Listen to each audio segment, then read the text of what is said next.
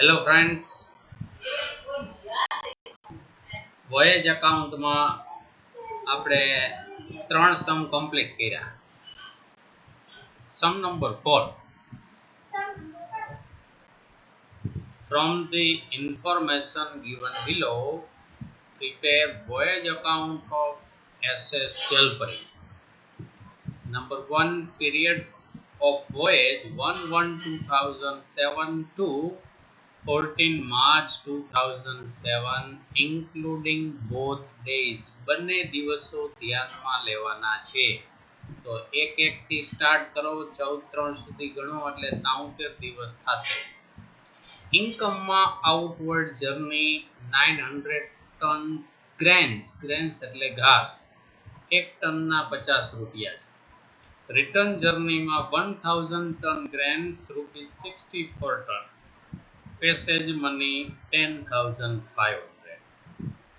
Expenses: annual salary 35,000 rupees, port charges 3,000 rupees, repairing expense 2,000 rupees, freight insurance 2% of freight, fuel expenses ma opening stock 3,000, closing stock 6,000, purchase 21,000, given to other ship 2,590.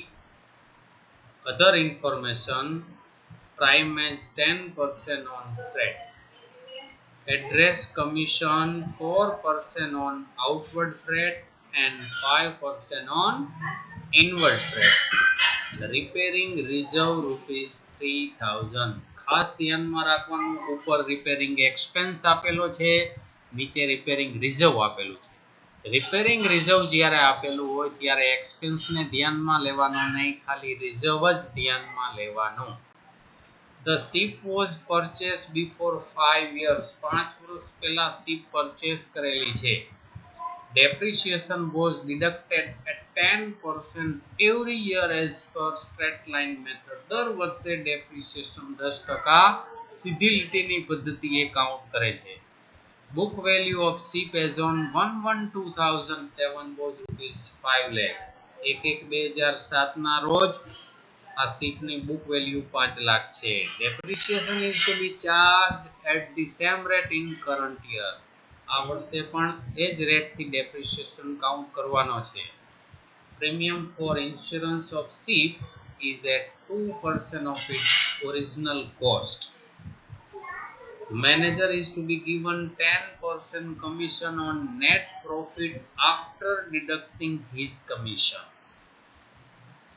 તો આપણે start કરીએ.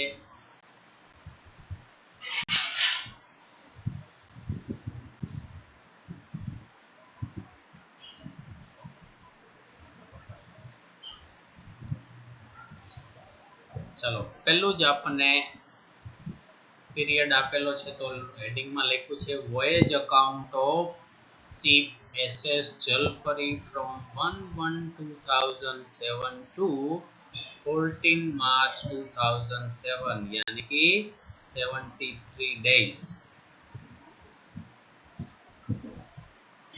તો voyage account આપણે prepare કરતા જાય છે. પહેલું જ આપેલું છે આપણને ઇન્કમ. ઇન્કમ આપી છે તો ક્રેડિટ સાઇડ લખાય by freight received, outward freight તો 900 ગુણ્યા 50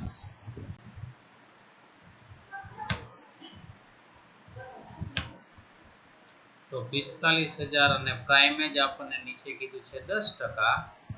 ના 10% કરી તો 4,500, આઉટરમાં 49,500. પછી રિટર્ન જર્નીનું 1000 ટન અને 60 રૂપિયા. તો 1000 ગુણ્યા 60 કર્યા તો 60,000, 10% પ્રાઇમેજ 6,000, આઉટરમાં 66,000. અને પેસેજ મની, પેસેન્જરનું ભાડું 10,500. તો ક્રેડિટ સાઇડ આપણે એન્ટ્રી લખી નાખી. આમાં કોઈને કાંઈ તકલીફ છે નહીં. એક્સપેન્સ જોતા જાય.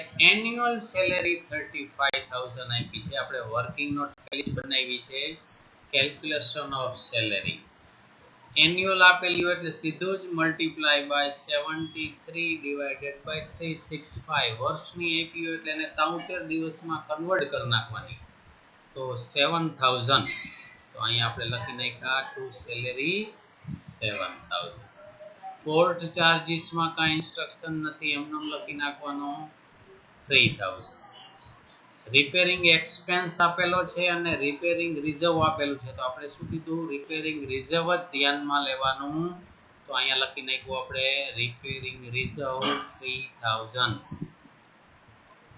પછી ફ્રેટ ઇન્સ્યોરન્સ 2% ફ્રેટ ઇન્સ્યોરન્સ તો આ ફ્રેટ ઉપર હોય 49 500 અને 66000 એનું આપણે વર્કિંગ નોટ કરેલી છે જુઓ calculation of freight insurance premium 49 500 અને 66000 એ ભાઈ 1,15,500 એના 2% 2310 એટલું યાદ રાખવાનું ફ્રેટ ઇન્સ્યોરન્સ એટલે કે શિપ વોયેજ પૂરતું જ હોય સફર પૂરતું જ હોય સફર પૂરી થઈ જાય એટલે એનું પ્રીમિયમ પૂરું થઈ જાય એટલે એને કોઈ દિવસ કન્વર્ટ કરવા જવાનું નહીં જેટલું હોય એટલું લખી નાખવાનું 2310 પછી ફ્યુલ ટુ ફ્યુલ તો એમાં આપણને થોડીક ડિટેલ્સ આપેલી છે તો આપણે એનું ફોર્મેટ બનાવવું પડે opening stock 3000 plus purchase 21000 total કરો તો 24000 થાય માઇનસ બીજી શિપને આપ્યું હોય તો માઇનસ થાય 2590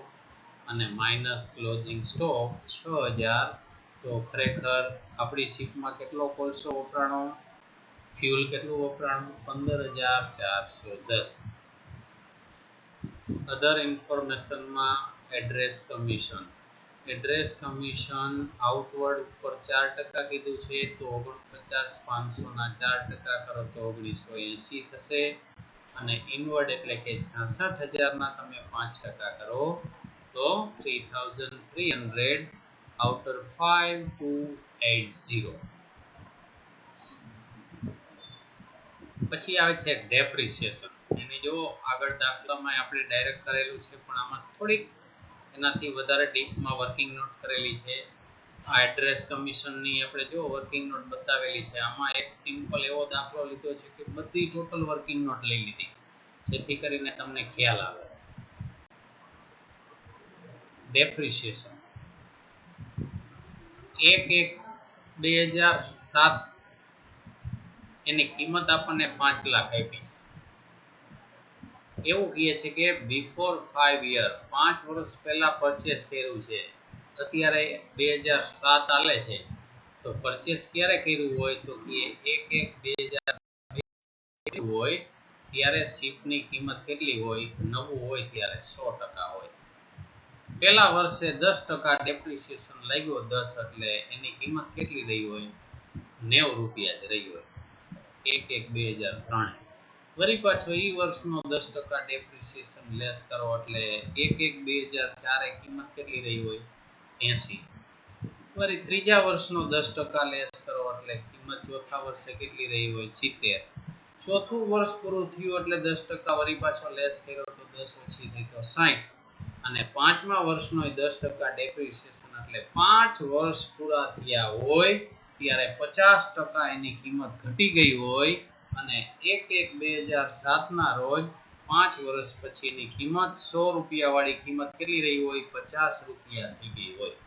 તો 50 રૂપિયા એ તમને કિંમત આપી છે અત્યારની 5 લાખ તો મૂળ કિંમત તમારે જોતી હોય તો 100 એ કેટલા તો 5 લાખ ગુણ્યા 100 ભાગ્યા 50 કરો તમે તો ઓરિજિનલ કોસ્ટ આપણને 10 લાખ મળે તો સ્ટ્રેટ લાઇન મેથડ ઉપર ડેપ્રિસિએશન કીધો છે તો એ 10 લાખ ઉપર ગણવાનો થાય 10 લાખના 10% કરો તો 1 લાખ ડેપ્રિસિએશન થાય પણ એ આખા વર્ષનો મળે આપણે 73 દિવસનો જોઈ છે તો ગુણ્યા 73 ભાગ્યા 365 એટલે તમને 20,000 રૂપિયા ડેપ્રિસિએશન મળે તો આપણે અહીંયા ડેપ્રિસિએશનમાં લખી નાખ્યું છે depreciation on ship 20,000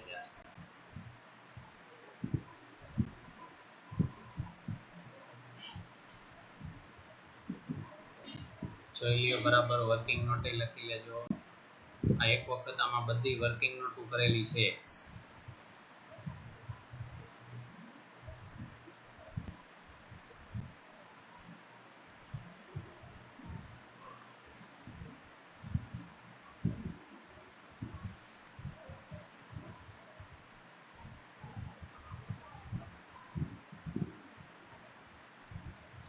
ચલો નેક્સ્ટ.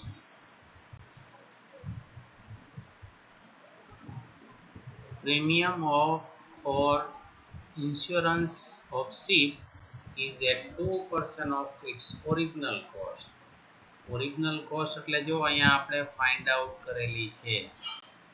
આપણને ઓરિજિનલ કોસ્ટ કેટલી મળી? 10 લાખ. એના ઉપર પ્રીમિયમ 2% ભરવાનો છે. શિપનું પ્રીમિયમ હંમેશા એન્યુઅલ જ મળે. આપણે સ્કૂટર કે કારનો વીમો લઈ તો એનું ઇન્સ્યોરન્સ પ્રીમિયમ 2 મહિનાનું 3 મહિનાનું ન આવે, આખા વર્ષનું જ આવે. તો 10 લાખના 2% કરો તો 20,000 થાય. હંમેશા વર્ષનું મળે ગુણ્યા 73 ભાગ્યા 365. તો આપણને કેટલો મળે? 4,000. તો લખી નાખવાનું હોય એકાઉન્ટમાં to ship insurance premium 4,000. પછી મેનેજરને કમિશન આપવાનું છે. કઈ રીતે? Manager is to be given 10% commission on net profit after deducting his commission. after શબ્દ આવે એટલે વર્કિંગ નોટ કરવી પડે.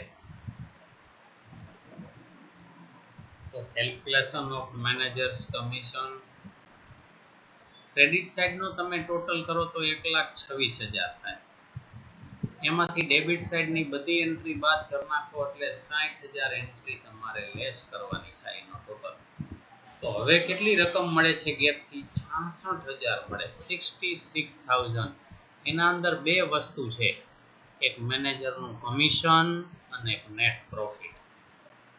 બરાબર. તો મેનેજરનું કમિશન અને નેટ પ્રોફિટ એ બે થઈને કેટલા થાય? 110. આપણે અગાઉ આ રીતના દાખલા કરેલા છે. તો 110 એ 66,000 આપેલા છે. તો કમિશન જોતું હોય તો 10 કેટલા? તો 66,000 ગુણ્યા 10 ભાગ્યા 110. તમારે એટલું યાદ રાખવાનું, આફ્ટર ચાર્જિંગ કીએ એટલે ગુણ્યા એટલા કમિશનના કરવાના, ભાગ્યા 100 માં એટલા ઉમેરીને ભાગવાના. 10% કીધું છે તો ભાગ્યા 110. 5% કીધું છે તો ભાગ્યા 105. તો 6,000 આપણને મળ્યું. તો આપણે લખી નાખ્યા 6,000 મેનેજરને કમિશન. તો હવે બાકી જે વધ્યો એને નેટ પ્રોફિટ કહેવાય. એક અહીંયા મેં ઇન્સ્ટ્રક્શન લખેલી છે રિપેરિંગ રિઝર્વની, કે જ્યારે દાખલામાં રિપેરિંગ રિઝર્વ અને રિપેરિંગ એક્સપેન્સ બંને આપેલા હોય ત્યારે માત્ર ને માત્ર રિપેરિંગ રિઝર્વ જ ઉધાર બાજુ દર્શાવવામાં આવે છે, એટલે કે ડેબિટ સાઇડ લખવામાં આવે છે. રિપેરિંગ એક્સપેન્સની કોઈ જ એન્ટ્રી થતી નથી. તો અમુક વસ્તુ આ ધ્યાન રાખવાની છે. બરાબર. આ દાખલો થોડોક સારો છે એટલે વ્યવસ્થિત સમજી અને કરવાનો. બરાબર. આ દાખલા અંદર ટોટલ વર્કિંગ નોટ લીધેલી છે એટલે બરાબર જોઈ લેજો કે એડ્રેસ કમિશનનું વર્કિંગ નોટ કઈ રીતે કરીએ છીએ, મેનેજરના કમિશનની, ડેપ્રિસિએશનની બધી જ વર્કિંગ નોટ આમાં બતાવેલી છે. ચલો okay, thank you very much.